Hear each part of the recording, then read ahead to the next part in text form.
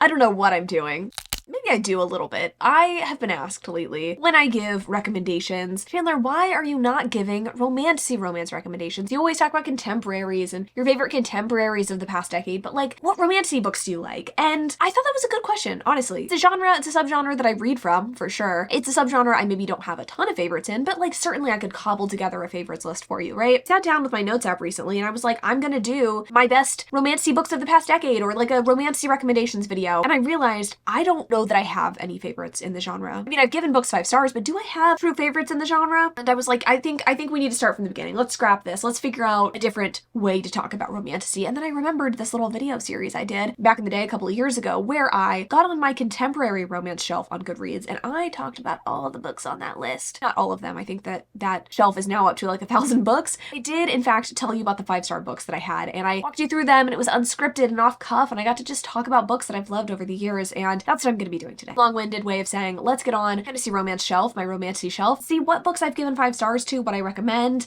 And since this is a shorter list, I thought we could actually go past the 5 stars and see what's on there, what I think's overrated, maybe some other things that I think are great even if I didn't give them 5 stars. And I don't want to yap anymore about this. I want to yap about the romantasy, so let's get into it. The first thing that you'll notice is some Sarah J. Maas. And I think that whenever you sort by rating, which is what I normally do when I hop on my shelves, you also get to see the books in order in which you've read them, right? So like the newest or the oldest stuff, I guess, is first and then newest down below. So the first thing we've got on here is a 2017 release. Well, not release. 2017, I read this book for the first time. A Court of Thorns and Roses, A Court of Mist and Fury, and A Court of Rings and Ruin. And I'm not saying Sarah J. Maas is the only writer today writing good romantasy, right? There's definitely authors who I think have done it better, who have done it bigger, who have done cooler things in ways that I like more. But it's hard to deny that Sarah J. Maas has written some really fucking good romantasy. And I think that she wrote a hero so beloved that people are naming their kids after him and people are still talking about the twists in this series as if they are new. And I think that's something remarkable. I do think these books have really stood the test of time in a lot of ways. Now, I don't want to wax poetic and just say that these are my favorite because that's not necessarily true. I do think they hold up. I think that if I read this first 3 books in the series, I would still love them. I would still love them. I do. I think they're a good time. I think they're a good time. Even if Farrah's kind of a dumbass, even if Reese is maybe not like the pinnacle of male, sexiness, I do think these books stand up and I think they're fun, okay? Do I think A Court of Rings and Ruin necessarily deserves a 5-star rating from me? Mayhaps not. I think it's more of a 4-star read, especially for the war camp sex scene, but I'm gonna leave it there. Another good time that I read in 2020 and I kind of want to reread is Radiance by Grace Draven. This is a true, I think, not enemies to lovers, but like opposites attract kind of romance because our hero is sort of like a monster and our heroine is, I think, mostly human or humanoid. Maybe she's like elf or something or like a fae. And these two are, I think, promised to each other in marriage to sort of unite their clans or something like that to broker peace. And they're not attracted to each other. In fact, they find each other ugly at the beginning, but the story is really built off of their compatibility on a soul deep level. It really is a emotion first kind of romance rather than a smut forward attraction first romance. And I think taking attraction out of romance is a really interesting way to play with that aspect of romance, right? So much of what we know and have come to experience with a lot of romances, especially in the contemporary sphere, is we are attracted to each other sexually, even if we're enemies or whatever. And in this case, it's like these two don't actually hate each other, even if they come from clans that don't necessarily understand each other 100%, but they don't find each other sexually attractive. So they have to find a way to make this relationship work in a different way. And they do. And it's so beautiful and so heartfelt. And I think if you want a not super smutty, but really, heartfelt, genuine, kind of standalone fantasy book, this is it. I think this is a really fun one. Really enjoyed it. And I need to read more from this author, I think, as well. Now, a book that's totally different tonally, but I really enjoyed is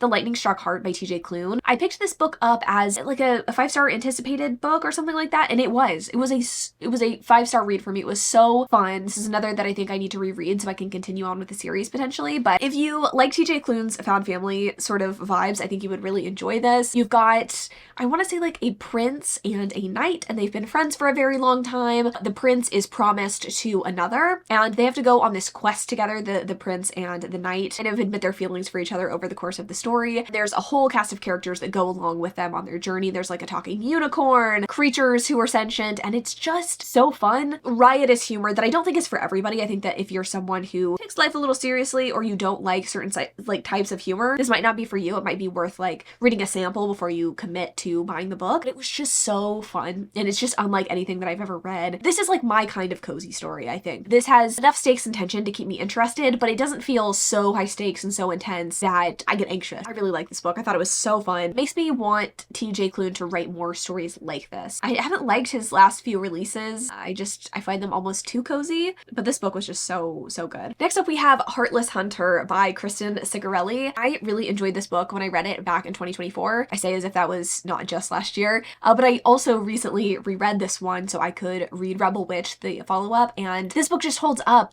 I actually kind of prefer this as a standalone. I kind of didn't really want a sequel, and I kind of don't think the sequel's as good, but the first book is so good. We've got a witch and a witch hunter, an incredible magic system, so much stakes and tension, so much duplicity and betrayal, and it's just so much fun. Basically, our heroine is a witch.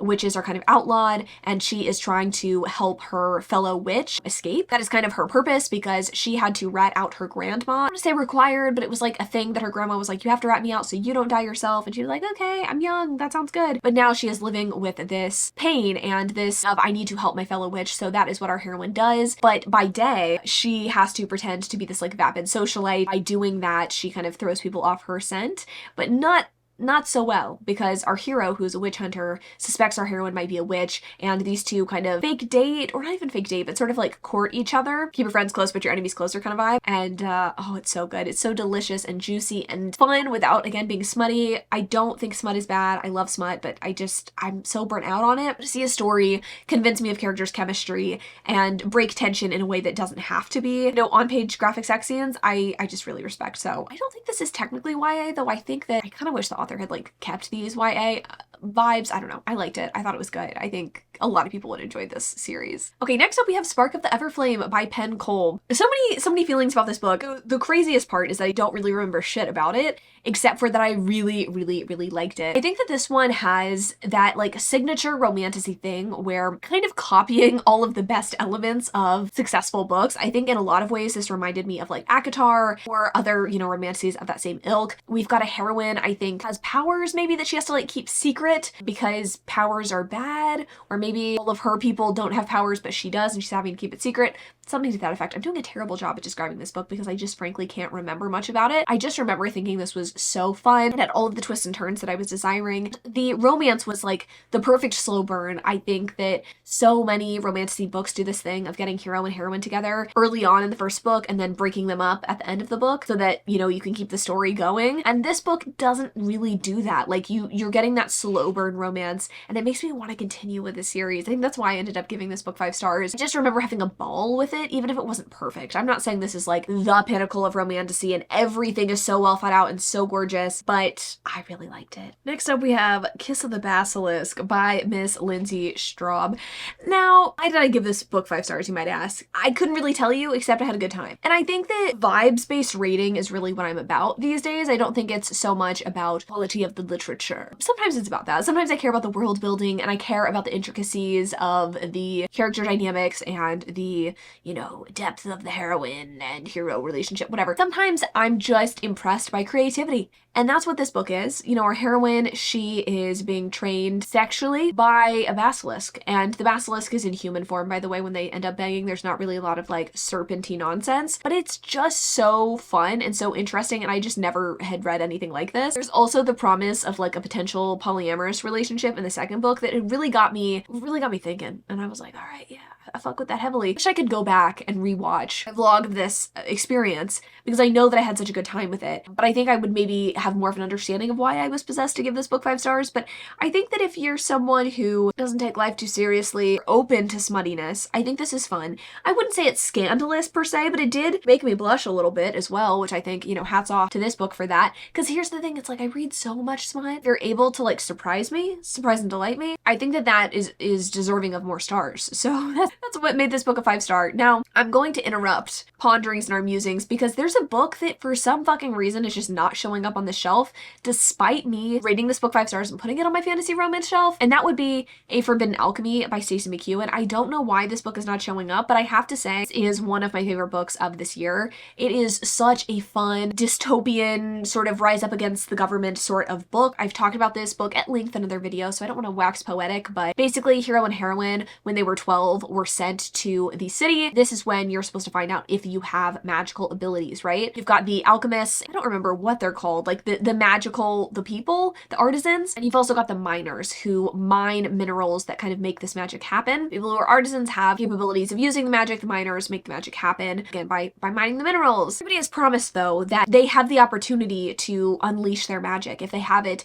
innate in them, they go to the city at 12, they'll find out if they have it. But what we find out through hero and heroine is that that's just simply not really the case. Not everybody has these capabilities, or maybe everybody has the capabilities, but only the wealthy, the people who are coming from families of artisans, are actually going to become artisans. It's like, let's keep the miners where they're at, let's keep the artisans where they're at, and there's no way to kind of climb up in society, right? But we gotta keep the secret because the miners would obviously not be happy about this, to know that like there's no possibility of them ever being, you know, rich and successful. This affects them both in different ways. Our heroine is from the mines, but she ends up becoming magical because this has always been her dream to like escape her hometown, and our hero decides that he is going to work from within the mines basically to reform things and to rise up against the government, and this does end up happening. Our heroine ends up getting kidnapped and is having to work with the miners even though she's not sure which side she really belongs to and who she really believes in, and she does find out a lot about her society that she didn't know before. And obviously she's got more insight than a lot of people because she knows the miners are mistreated and that there's no possibility of them ever rising the ranks of society, but it's just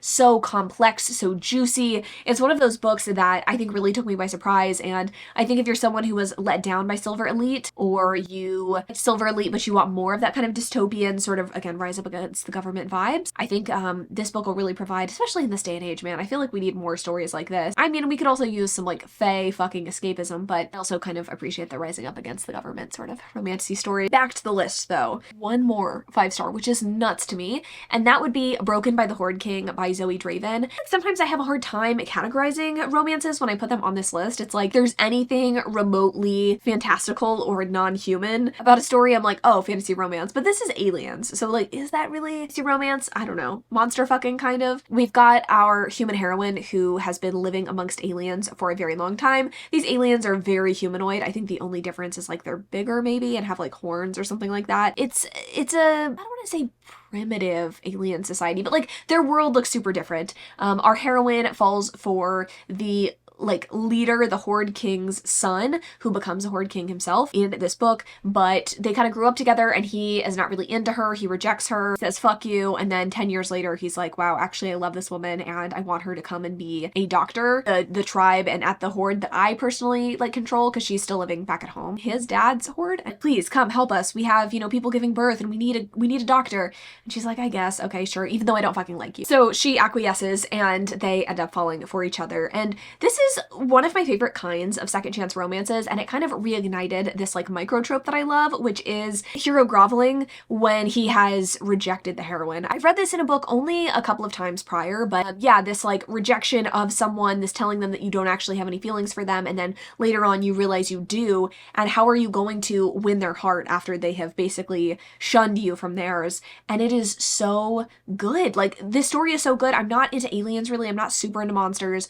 but this book made me change my mind about that. And that's also kind of how I felt about Kiss of the Basilisk. It's like, you're doing something weird, but you're doing it well. And I really appreciate that. Like, Kiss of the Basilisk was trying to shock and awe you, and I think it did that. Broken by the Horde King is like, hey, I'm gonna make aliens sexy. I'm going to make you believe in this romance, even though you're not really into aliens. And like, hats off to Zoe Draven for that. I do kind of want to read more in the series because I was really impressed by the lengths at which she went to make this romantic. That's it. Those are the only 5 stars I have. And I could leave the video here. I certainly could, but we could do a quick perusal of the rest of my list of romantasy books, because maybe there's some gems in here that I just haven't talked about, haven't given much thought to since. Now, first up we have A Dowry of Blood by S.T. Gibson.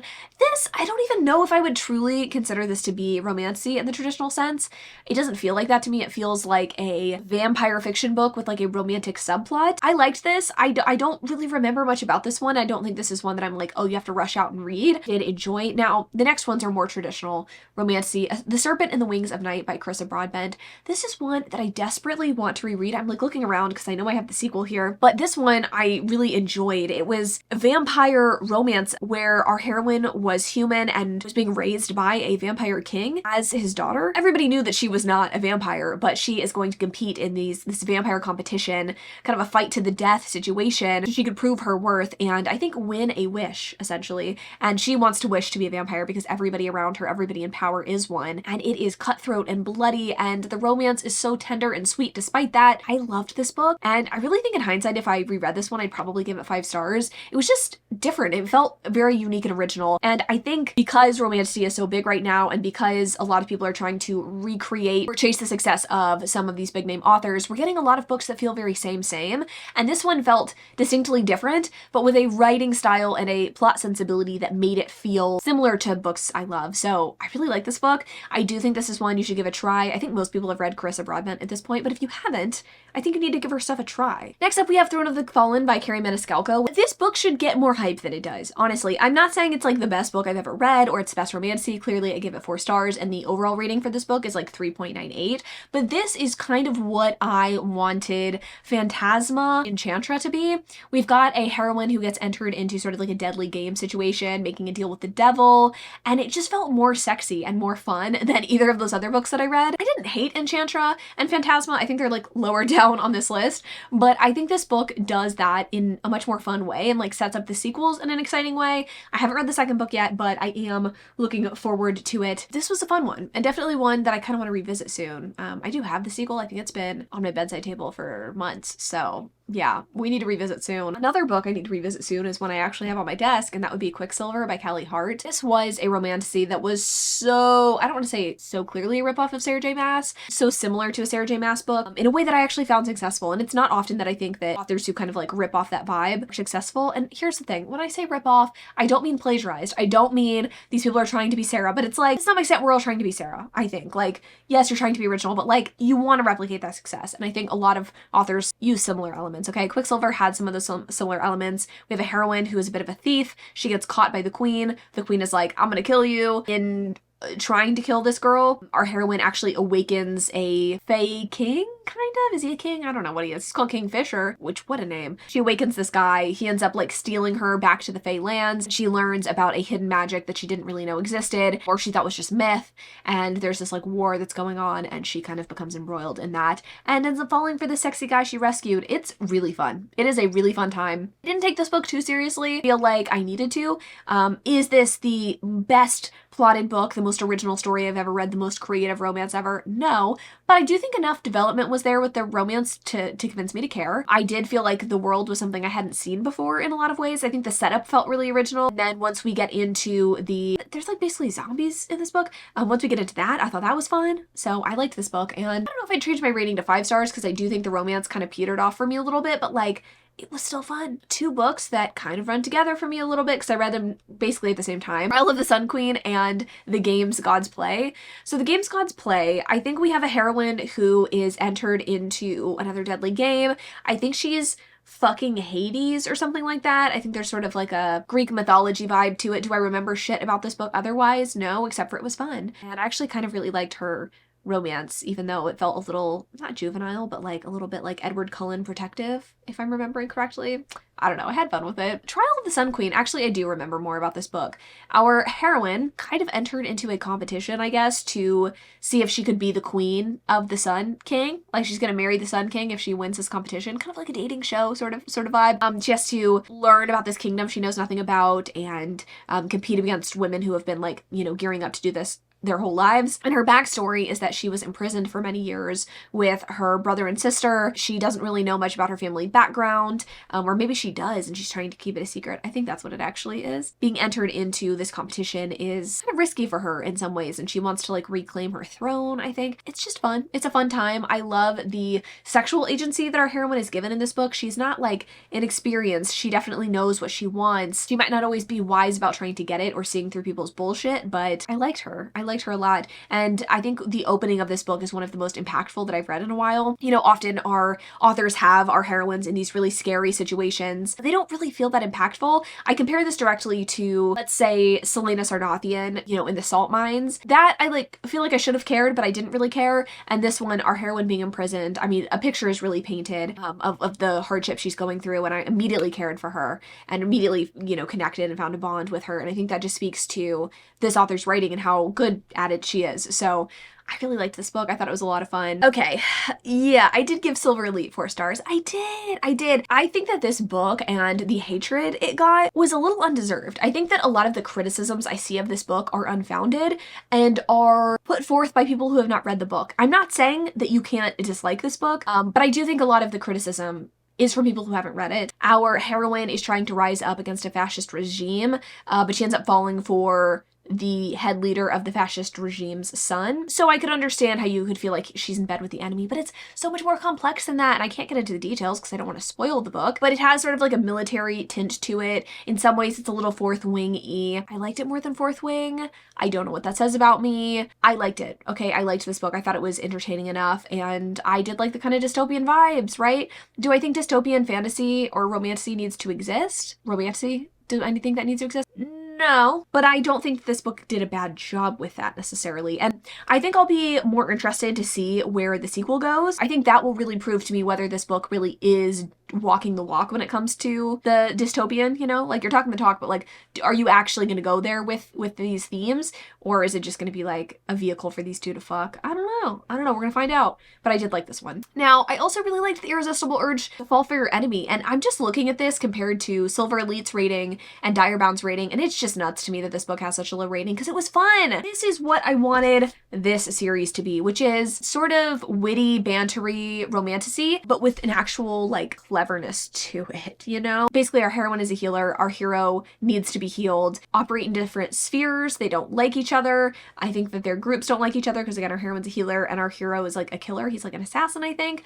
But he is dying. He needs help from our heroine. He ends up paying her a great sum to heal him. But she doesn't fucking like him and she doesn't want to do this. They argue a ton and it's just fun. It's just fun. Also, oh my god, if you like that show on Amazon that got canceled, Lady Jane, My Lady Jane, I think you would fucking love this book. I really do. It has a similar essence, a similar vibe. And again, it is kind of what I wanted the villain series to be. What is the series even called? I don't know. I think this is the 3rd book. I keep buying them, and for what, really? Direbound by Sable Sorensen. This one was fun as well. I would say is like the most similar to Fourth Wing of all of the books that I have read, and I liked this one a lot more. We've got people being connected to these huge wolves, fighting with the wolves. Can I remember who they're fighting with these wolves? No. I do remember that our heroine is sort of a fish out of water, and of course she is the best that's ever been around wolves before, and that's all I really remember. I do like the enemies to lovers relationship she has with the hero. He doesn't fucking like her, and I think that sometimes we don't go hard enough with that, but in this book, he really just does not fucking like her at the beginning, and I found that pretty entertaining. Yeah, it was just a good time. It was a really good time. I want to see what happens next in the series. I think that ends my 4-star streak here. We're moving into the 3-star territory. I don't want to spend as much time on these. In fact, I don't want to spend any time on them. I'm just going to briefly kind of run you through. I feel like giving A Court of Frost and Starlight 3 stars is sort of crazy given what this book is, which is nothing. It's literally just Farrah and Reese fucking and him getting horny at the idea of making her pregnant. I don't think the breeding kink in me is strong enough. We're putting this at 2 stars. Like, I just don't think that that's for me. A Court of Silver Flames. I kind of want to revisit this book. I kind of do, because I don't know that I'd give it 3 stars if I read it again. No, it's Nesta story. Do I think that it was entertaining enough to warrant 3 stars? I don't think so. It was a lot of her being drunk and walking up and down stairs. I don't feel like her Cassian are really interesting enough for an entire giant book together, but I could be wrong. Maybe I reread it and I'm like, you know what, actually her mental health journey is something I relate to. I don't know, maybe it would be. Blood and Ash, I really don't think I should have given 3 stars to. It's in hindsight. Here's the thing, I think that I was entertained by this enough because it was like one of the first things I had read after ACOTAR, and I was like, oh, okay, yeah, I get this, vampires, neat. But this book is literally just the same misunderstanding and the same miscommunication between hero and heroine over and over again, and the only way they resolve it is putting the round peg in the square hole, dick-shaped peg in the vagina-shaped hole. You understand what I'm saying? just not really like remarkable stuff. I have liked other books from this author since. I think the spinoff, the first book in the spinoff series, I do like. This one, no. Kind of remains to be seen, right? Like I have maintained a 3-star rating on this. I think that the themes of sexual agency and sexual assault, I don't know that like that's what I want to be reading in my romantasy. I don't think it was done poorly necessarily, but it does make for an uncomfortable read. I don't love how long the series is. I think like 3 books maybe reworked I think would have worked better here. This first book is literally just our heroine trying to escape her abuser, and I don't know, it was just like a lot to take in. So yeah, it wasn't my fave. Neon Gods by Katie Robert. I don't like this series, and I probably wouldn't have rated this 3 stars in hindsight. House of Sky and Breath, 3 stars is also really fucking generous. I don't like that. I don't like that series. I don't like that series. I don't think it's Sarah's best. I think that it's too much of a ripoff to feel inspired by the Nalini Singh series. I think the Nalini Singh series is so much better. I love that it doesn't just focus on the same couple forever. I don't like Hunt. I just don't think he's a strong enough hero to really carry the series. And let's be real, the heroes have to carry the series in a Sarah J Maas book. So moving right along to Rhapsodic, I don't remember that one. The Never King, I remember being a very horny Peter Pan retelling where our heroine's fucking the Lost Boys. I mean, I think they're adults in this situation, but very weird. Is the Minotaur milking romantasy? Is it paranormal? Where would we put, which is monster fuckers? Is that like a subgenre that I add to my Goodreads shelf list? You tell me. Pretty good for what it is. It's pretty good for what it is. A cozy, smutty story, I think, is something that I would be more amenable to in the future, right? I think that this author really went there with the smut, but also an inclusive place, you know, for all species together. The heroine in this book is a human. Is she a human? I think she's a human, makes her money by masturbating minotaurs for their milk, and the milk is used for some sort of, I think like Viagra or so she does some important work in pharmaceuticals, I think is what we're gathering here. Just like she's gathering that milk, am I right? I don't know what to say here. I gave it 3, it was good. It was good enough. A Lady of Rooksgrave Manor is a tempting monster story. This is for the monster fuckers amongst us. You know, if you, I'm trying to remember who she fucks. There's like 5 dudes she fucks.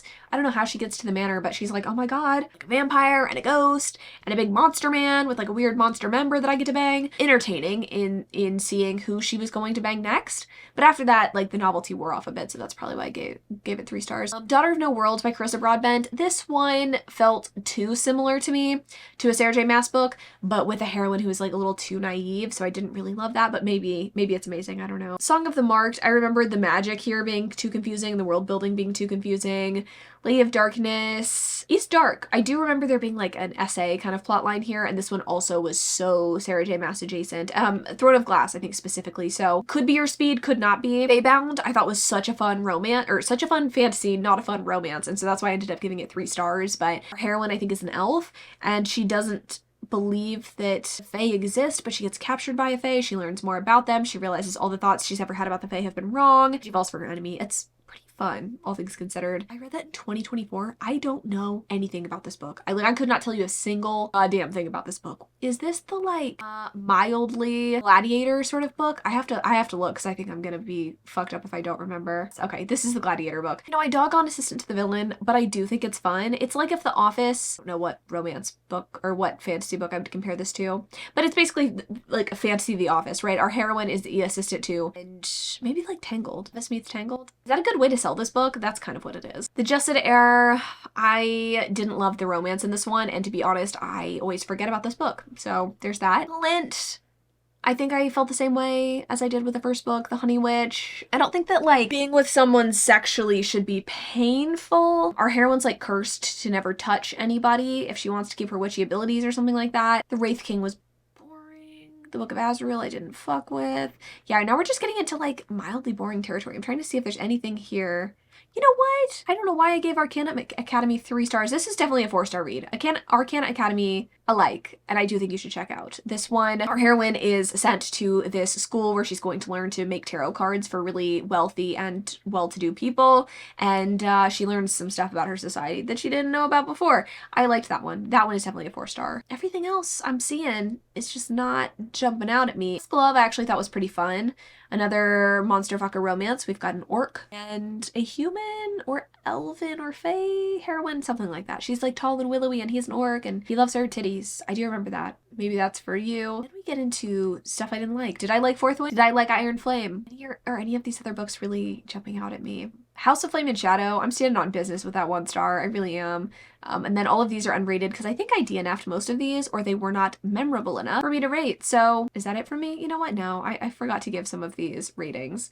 I did, in fact, like these books, and I gave most of these 3 stars. Oh, yeah, for some reason, A Forbidden Alchemy, like I rated this book 5 stars. Like I can go to the page feeling good about this. I'm feeling good about this. These are the romantasy books that I've read, you guys. You know, I think what's telling here is that I only have 1, 2, 3, 4, 5, 6, 7, 8, 9. I have less than 10 5-star romantasy books. Oh no, that's not true. That's not true. I have 10 because we've got Forbidden Alchemy down here. I think what I'm learning is that I need to read more romantasy, right? Because if you look at my contemporary romance shelf, I've read 909 contemporary romances. I've read 92 fantasy romances. And I just think that that's like not a great split. It's not an even split. I don't love this genre quite as much as contemporary, but I do love fantasy and I love the idea of fantasy romance. I think they can be so exciting, so fun, so propulsive. It's hard for me to find ones that I totally love. So I think, you know, maybe you found something here that you had on your radar, but you haven't picked up yet. Maybe you found something new to read that you want to pick up. But more importantly, I think you need to let me know in the comments down below what romantasy book you think that I need to read based on what I've told you that I like, you know? I need some good romantasy in my life. Thanks for watching. I had a fun time with this. I love chatting with y'all. Love y'all so much, and I will see you in the next one.